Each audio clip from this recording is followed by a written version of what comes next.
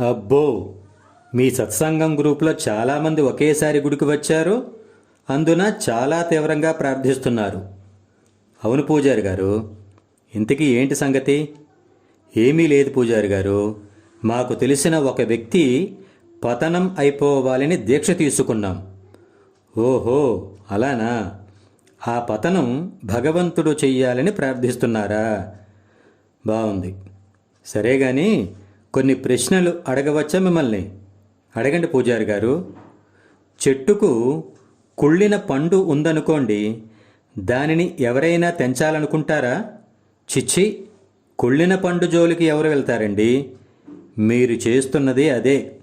సరే, కుళ్ళిన పండును చెట్టు ఉంచుకుంటుందా? లేదు, దానంతట అదే పడిపోతుంది.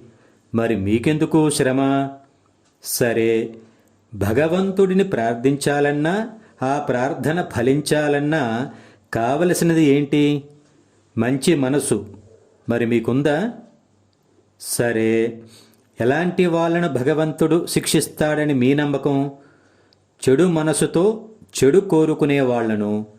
మరి అప్పుడు మొదట నాశనం అయ్యేది మీరే కదా.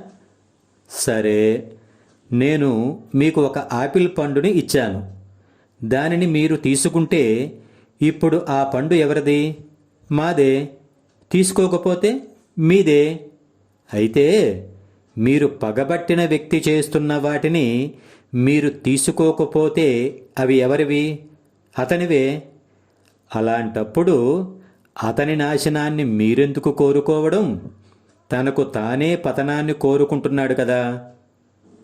అందుకేనండి మిమ్మల్ని పురోహితుడు అన్నారు. చాలా చాలా థ్యాంక్స్ పూజారి గారు. జై హింద్.